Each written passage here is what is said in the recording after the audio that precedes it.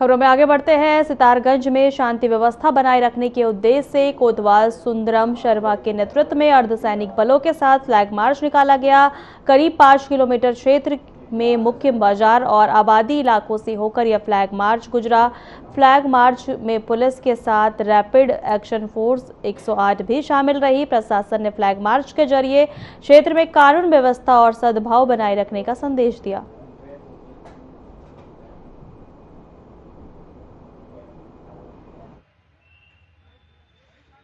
में ये पूरा सेंसिटिव एरिया लिया गया है जिसमें निश्चित आबादी हो और 5 किलोमीटर के करीब इसकी दूरी रही है पूरा।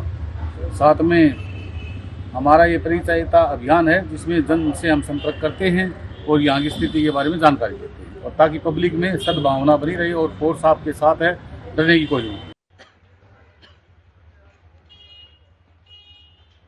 कालसी थाना अध्यक्ष दीपक धारीवाल का ट्रांसफर एसओजी में हो गया है, जहां उनकी जगह अब नए थाना अध्यक्ष कालसी थाना के कार्यप्रभार संभालेंगे। दीपक धारीवाला के ट्रांसफर होने पर उन्हें विदाई दी गई और उन्हें क्षेत्र के लोगों के द्वारा पुष्पगुच्छ भेंट किए गए। कालसी थाना क्षेत्र के स्थानीय लोगों का कहना है कि दीपक धारीवाल के द्वारा क्षेत्र में अच्छे कार्य किए गए, जो कि बहुत ही सराहनीय है। क्षेत्र में अपराध पर रोक लगी।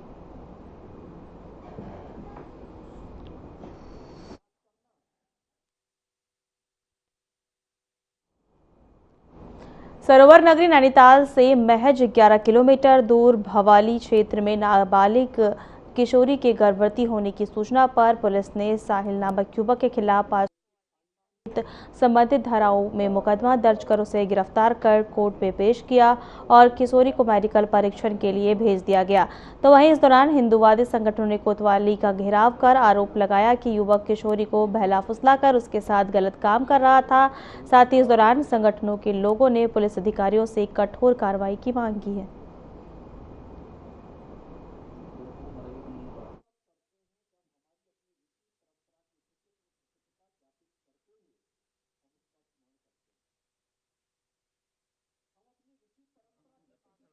कोतवाली भवाली में स्थानीय जो अस्पताल है वहाँ से एक पीआई आई थी, सूचना प्राप्त हुई कि एक नाबालिग बच्ची गर्भवती है। इसका संज्ञान लेते हुए घर वालों से संपर्क किया गया और उसके बाद घर वालों की तहरीर के आधार पर इसमें सुसंगत धाराओं में रेप और पॉक्सो की धाराओं में अभियोग पंजीकृत किया गया है। कोतवाली भवाली में टीमें बनाई गई और तत्काल प्रभाव से आरोपी की गिरफ्तारी की गई है। उसको आज माननीय न्यायालय के समक्ष पेश किया जा रहा है। जो पीड़िता है उसका चिकित्सीय परीक्षण किया जा रहा है। इसमें अग्रिम विधिक कार्रवाई की जा रही है। मेरा स्थानीय जनता से अनुरोध है कि वो कानून व्यवस्था की स्थिति में सहयोग करें और कोई भी ऐसी चीज़ ना करें जो शहर के सौहार्द को बिगाड़ने में मदद करे। आप सभी से अनुरोध है, पुलिस इसमें सख्त से सख्त कार्रवाई करेगी और आगे जो धाराएं बढ़नी होगी और जो कार्रवाइयाँ करनी होंगी वो कार्रवाई भी की जाएगी।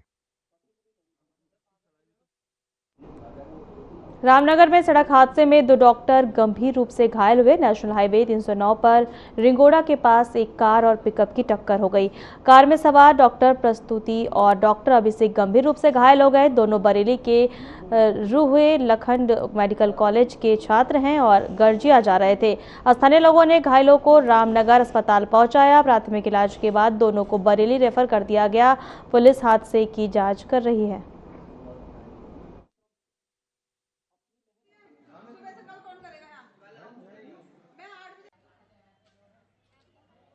जी, जैसे कि हमारे पास सूचना आई थी कि 7 बजे के उपरांत यहाँ पर सुबह के टाइम पर एक एक्सीडेंट हुआ है, जो कि मरीज हमारे पास 7:30 बजे आ गए थे, जिसमें एक फीमेल है, एक मेल है। दोनों डॉक्टर हैं जो बरेली के रहने वाले हैं। इन दोनों की हमने स्थिति देखी है, अभी दोनों के दोनों खतरे से बाहर है। एक के जो फीमेल है उसके सिर पर चोट आई है, जिस पर काफी हद तक उनकी सिर की जो हड्डी है वो दिख रही है, हमने टाँके दिए हैं। और दूसरी तरफ एक लड़का है जो डॉक्टर अभिषेक है, और उनके जो उल्टी तरफ कूल्हे की जगह है वहां पर थोड़ा पेन ज्यादा है, और बाकी उनके भी सिर में चोट आई है। हरिद्वार के बहादराबाद स्थित आरोग्यम हाउसिंग सोसाइटी में एक बार फिर जमकर हंगामा हुआ है। वर्किंग RWA और बिल्डर द्वारा नियुक्त सिक्योरिटी के बीच चल रहा पुराना विवाद हिंसक झड़प में बदल गया है। सिक्योरिटी ठेके को लेकर हुए टकराव में दोनों पक्षों ने एक दूसरे पर लाठी डंडों से हमला किया, जिसमें 2 लोग घायल हो गए। घटना का वीडियो सोशल मीडिया पर तेजी से वायरल हो रहा है, जिससे सोसाइटी प्रबंधन और समिति की कार्यशैली पर सवाल खड़े हो रहे हैं। सूचना मिलने पर पुलिस मौके पर पहुंची और वायरल वीडियो के आधार पर जांच व कार्रवाई की बात कही है।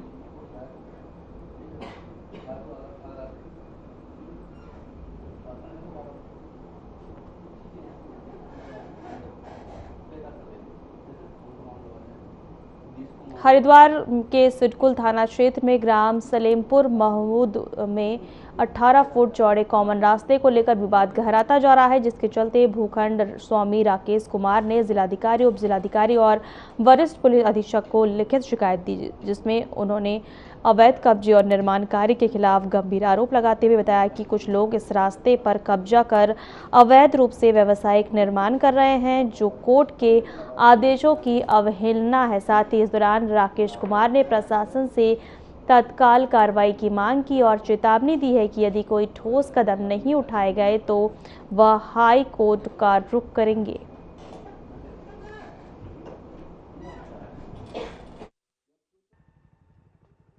ये अपना एक प्लॉट लिया था मैंने, इसमें इसके 18 फुट का रास्ता था जो इन्होंने कब्जा लिया है। ये सिविल कोर्ट से भी इसमें वो हो रखा है स्टे, तब भी ये कार्य कर रहे हैं, स्टे की भी अवहेलना कर रहे हैं, जज को भी अपने तात पर रखे हुए हैं, लेकिन किसी की कोई सुनवाई और कुछ नहीं कर रहे हैं, अपनी तानाशाही से ये कार्य कर रहे हैं। मामला ये केविन केयर के पास में ही है, केविन केयर के पास में रोशनाबाद के निकट है, ये इस जगह का मामला है। ये हम तो यही चाहते हैं ये निर्माण रोका जाए और हमें 18 फुट का जो रास्ता हमारे प्लॉट पर जा रहा वो हमें दे दिया जाए।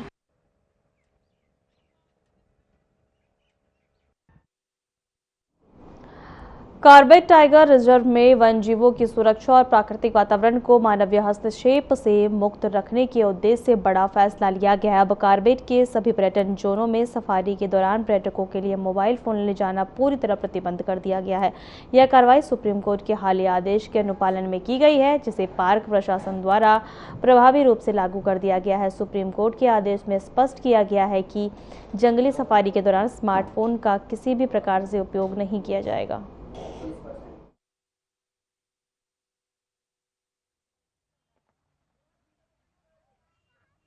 देखिए, माननीय उच्चतम न्यायालय के आदेशानुसार जो मोबाइल फोन का बैंड है वो आया हुआ है कि टाइगर रिजर्व के कोर क्रिटिकल हैबिटेट में ये फोन का यूज बंद रहेगा। तो इसके लिए हमने व्यवस्था की है, जो कि दैनिक भ्रमण पर जाने वाले टूरिस्ट हैं उनके लिए प्रत्येक गेट पर लॉकर की व्यवस्था की है, जिसमें टूरिस्ट अपने गाइड के माध्यम से फोन को जमा कर सकेंगे और साथ में सफारी के बाद में वो फोन को वापस लेके जा पाएंगे। सिमिलरली जो नाइट स्टे के टूरिस्ट हैं उनके लिए भी हमने बॉक्सेस की व्यवस्था की है, जिसमें उनके वन विश्राम भवन तक पहुंचने से पहले जो बॉक्सेस में हैं उनमें फोन लॉक करके दिया जाएगा और उनके जो संबंधित वन विश्राम भवन में पहुंचने के बाद जो वहाँ के रिसेप्शन में कार्य वो है वो उनको फोन हैंड ओवर कर देंगे और उनको विशेष निर्देश दिए जा रहे हैं, उनको अनुरोध किया जा रहा है टूरिस्ट को कि अपना फोन सफारी के दौरान ना लेके आए। कोतवाली भवाली में स्थानीय जो अस्पताल है वहाँ से एक PI आई थी, सूचना प्राप्त हुई कि एक नाबालिग बच्ची गर्भवती है। इसका संज्ञान लेते हुए घर वालों से संपर्क किया गया और उसके बाद घर वालों की तहरीर के आधार पर इसमें सुसंगत धाराओं में रेप और पॉक्सो की धाराओं में अभियोग पंजीकृत किया गया है। कोतवाली भवाली में टीमें बनाई गई और तत्काल प्रभाव से आरोपी की गिरफ्तारी की गई है। उसको आज माननीय न्यायालय के समक्ष पेश किया जा रहा है। जो पीड़िता है उसका चिकित्सीय परीक्षण किया जा रहा है, इसमें अग्रिम विधिक कार्रवाई की जा रही है। मेरा स्थानीय जनता से अनुरोध है कि वो कानून व्यवस्था की स्थिति में सहयोग करें और कोई भी ऐसी चीज़ ना करें जो शहर के सौहार्द को बिगाड़ने में मदद करे। आप सभी से अनुरोध है, पुलिस इसमें सख्त से सख्त कार्रवाई करेगी और आगे जो धाराएं बढ़नी होगी और जो कार्रवाइयाँ करनी होंगी वो कार्रवाई भी की जाएगी।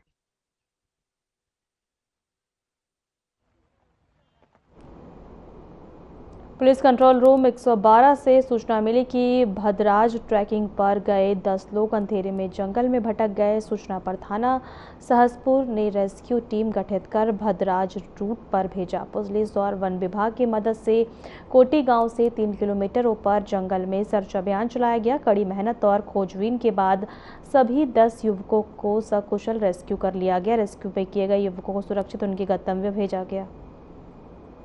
हम सारे 10 लोग गए थे ट्रैक पे भद्राज के लिए, और उसके अंदर हम लास्ट में उतरते टाइम 1.5 किलोमीटर के आसपास हम फंस गए थे। तो हमने 112 पे कॉल किया, फिर पुलिस सपोर्ट हमें मिली और सहसपुर थाना क्षेत्र के 4 से 5 कांस्टेबल और एसआई सर और बाकी जो 2 लोकल थे, और हम सारे घर जा रहे हैं। और इस चीज़ के लिए मैं पूरे पुलिस प्रशासन को बहुत धन्यवाद देना चाहता हूँ। बागेश्वर जनपद में शुक्रवार सुबह हल्के भूकंप के झटके महसूस किए गए। आपको बता दें कि इस दौरान भूकंप की तीव्रता रिक्टर स्केल पर 3.4 मापी गई, वहीं जबकि इसका केंद्र जो है 30.05 रहा। वहीं लगभग 10 किलोमीटर की गहराई में स्थित रहा और इसकी गहराई जमीन के अंदर 10 किलोमीटर दर्ज की गई। साथ ही इस भूकंप का असर बागेश्वर और आसपास के इलाकों में भी महसूस किया गया।